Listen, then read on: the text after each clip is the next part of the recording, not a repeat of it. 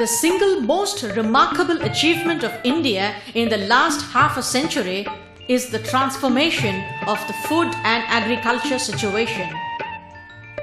5 decades ago, India was substantially dependent on imported food grains, distributed on a rationed basis to its 360 million people. By year 2000, India had surplus food grains for export after consumption by its nearly 1 billion people. In the 1960s, India approached the United States for food aid. Under Public Law 480, America shipped wheat to India on a massive scale on a long-term soft loan basis. But India could not hope to permanently depend on such imported food grains. This was the time when high-yielding varieties of wheat and rice were being produced in the laboratories of the world. Statesmen like C. Subramaniam and agricultural scientists like M. S. Swaminathan, under the leadership of Prime Minister Indira Gandhi, evolved a revolutionary experiment to popularize the new varieties of seeds as well as new farming methods among Indian farmers. India began to tread an innovative path. Initially, 1,000 demonstration plots of 5 acres each were chosen from poor farmers' fields and cultivated with government inputs to convince the farmers that the new methods would result in dramatic yield. Indeed, dramatic it was, not only in terms of the success of the chosen demonstration plots, but also in terms of the speed with which farmers adopted the new methods. The use of new seeds and chemical fertilizers spread like wildfire. Whereas tractors were objects of novelty in India half a century ago, in the year 2000, with over 1.3 million tractors, India ranked 7th in the world in its tractor population.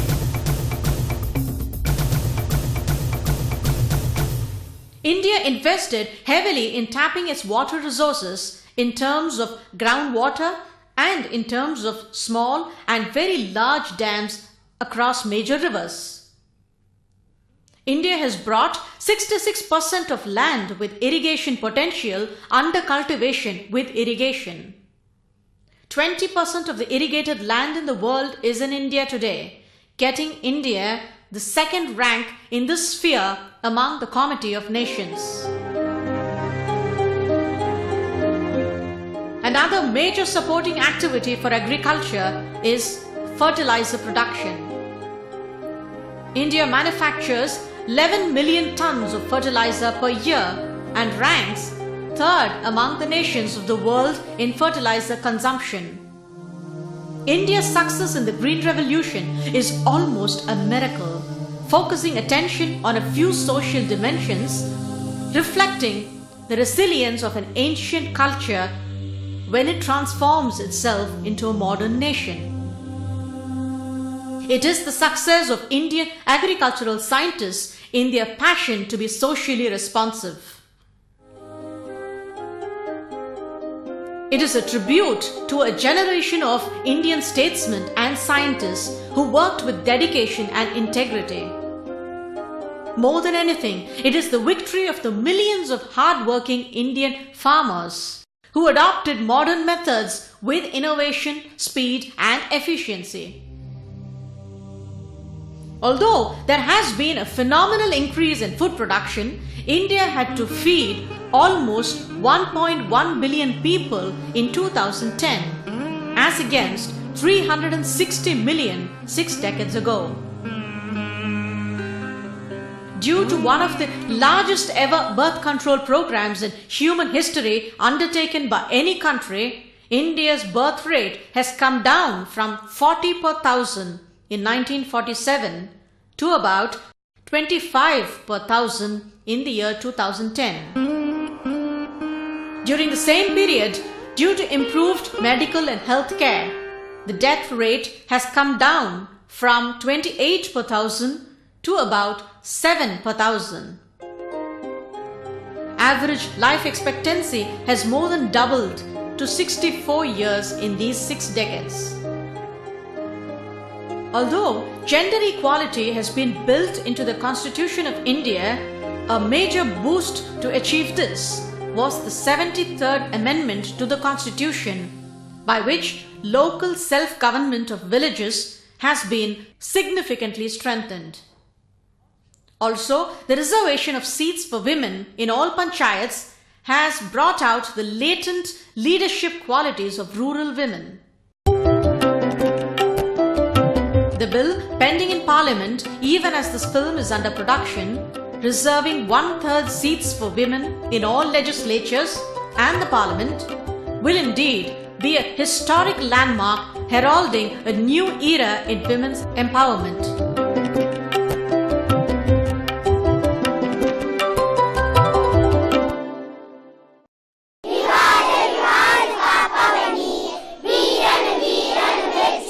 India ranks second in the world in the number of children at the first level of education in schools.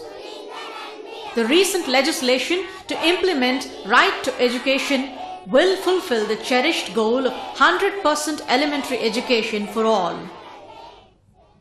India's record is indeed impressive in the realm of higher education.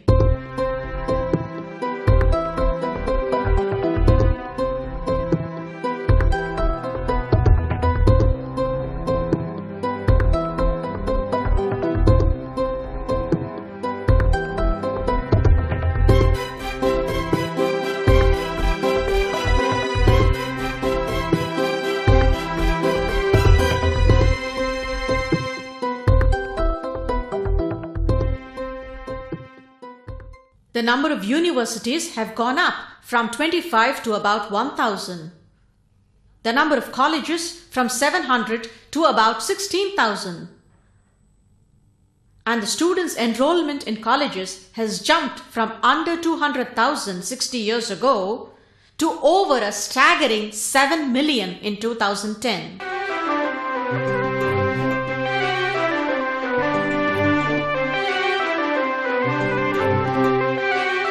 The facilities at some of these institutions of higher learning are often comparable to the best in the world. With over 3 million productive individuals qualified in science and technology, India ranks high in such scientific manpower.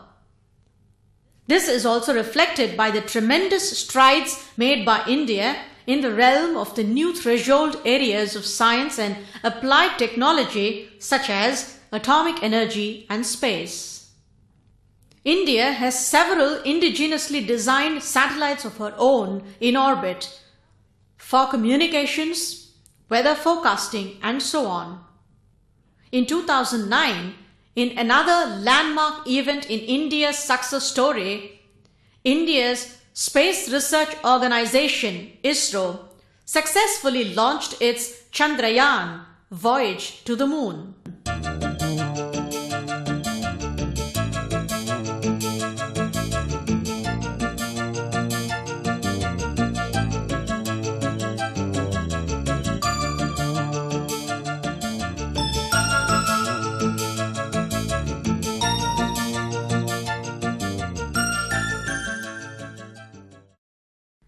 Despite India's achievements and significant progress in many fields, India presented a basic picture of stagnation because its rate of growth of the gross domestic product remained at a measly 3% for almost 45 years from independence.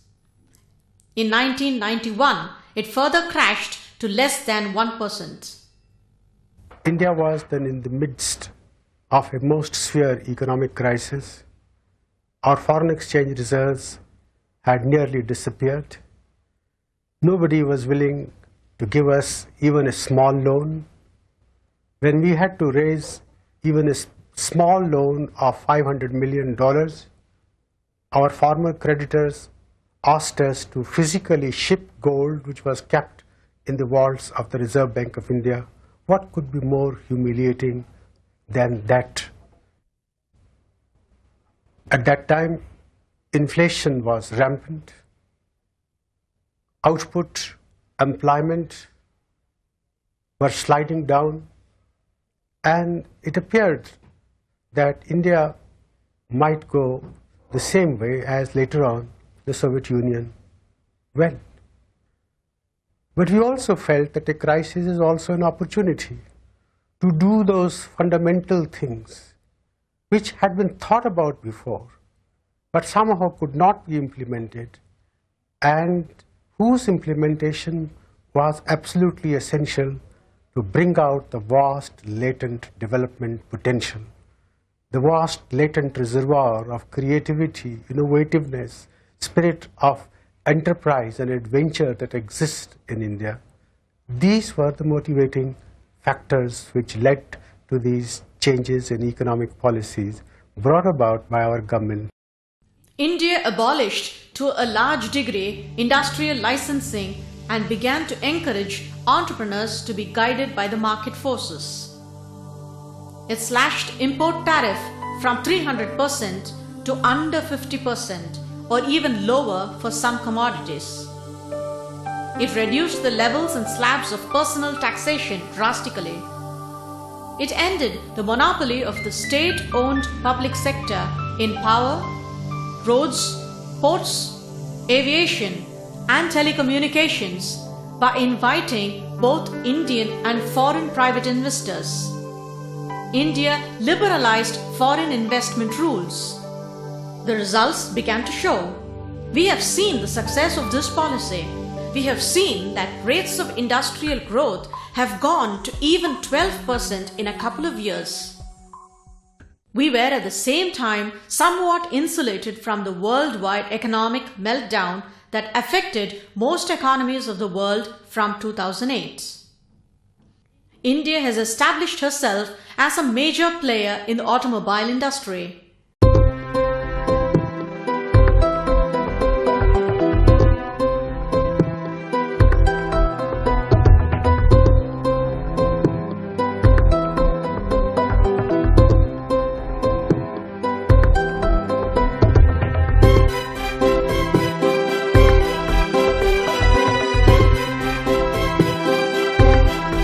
This is not only by the world's big brands setting up factories in India, but also by the leadership of totally indigenous groups like the Tata Group. Indeed, India has today several of its own multinational companies with their roots in India.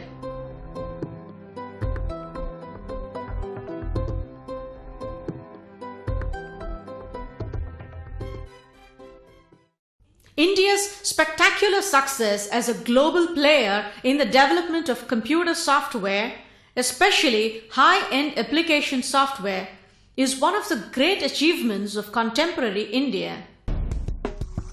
Tata Consultancy Services, Infosys, Wipro, and a host of other Indian companies have proved the Indian technological leadership with their global presence.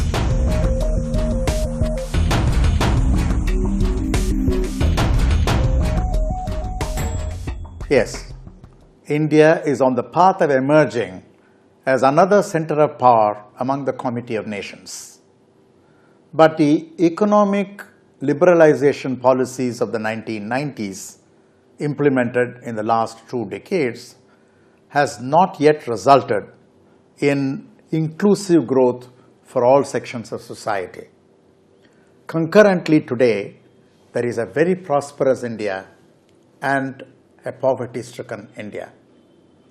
India is engaging its creative energies to achieve inclusive growth in the second decade of the 21st century. Among the factors that inhibit such investment in inclusive development is the large-scale expenditure on defense caused by terrorism from our neighborhood. India is compelled to spend in defending itself from cowardly attacks of terrorists in which neighborly state actors and non-state actors are suspected to play an active role.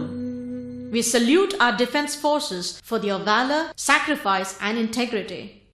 India's consistent commitment to democracy has been repeatedly demonstrated in peaceful elections to the union government and the state legislatures over 6 decades, with different political parties in power and out of it at different times, with smooth transitions in power and with effective opposition parties of different political hues voicing their views.